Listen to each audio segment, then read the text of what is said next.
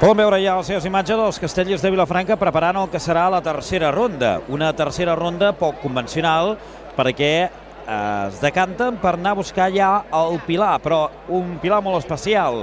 El pilar d'avui amb folre i manilles dels Castellers de Vilafranca. Habitualment els pilars arriben a la tanda de comiat, però també en el món casteller s'estila en ocasions de poder intentar un pilar d'aquestes dimensions com és el de 8 o en el seu dia també el de 9 amb una de les rondes regulars d'una diada castellera. És l'opció que han pres els Castellers de Vilafranca, de ben segur ben conscients també de l'horari que ens trobem. Ja 2:45 de 5 de la tarda. Els homes del folre completant el que és la segona pinya, el segon nivell de la colla dels Castellers de Vilafranca. Com poden veure, encara segueixen pujant dos homes damunt d'aquest folre, com si es tractés d'una torre. Bé, és la manera de lligar l'estructura del pilar. Si ho haguéssim pogut veure, els baixos també són dos homes, els segons també i els terços també ho són. El que és el quart ja sí que serà un home sol, en concret serà el Fèlix Miret. L'agulla d'aquest pilar de 8 en folre i manilles que s'introdueix a l'interior. El baix és l'home que queda a la dreta de les seves imatges, mentre el de davant serà l'home que l'ajudarà a mantenir la verticalitat al voltant d'aquestes manilles que comencen ara ja a dibuixar-se.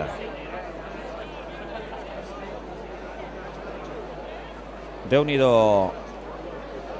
la feinada a muntar aquest castell. Els verds avui hauran portat a plaça dos castells en folre i manilles. Aplaudiment de la plaça en veure el Fèlix Miret com puja damunt de la pinya.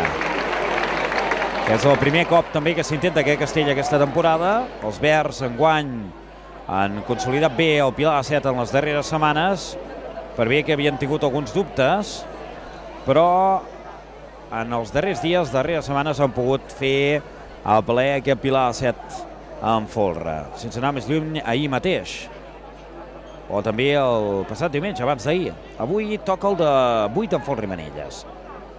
Col·locat ja el que és el quart i el quint, puja el Marc, el sisè d'aquest pilar de 8 en folre i manilles. Mentre tenim damunt de la pinya l'Èrica, la rien ara mateix, serà l'aixecadora d'aquest castell.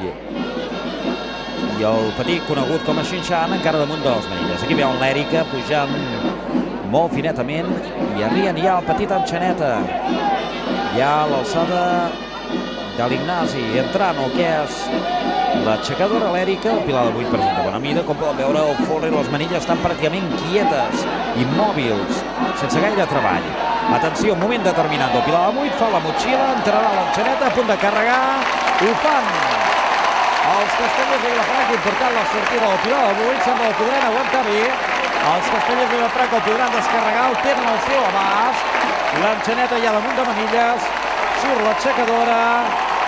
El Marc que reclama l'ovació del públic.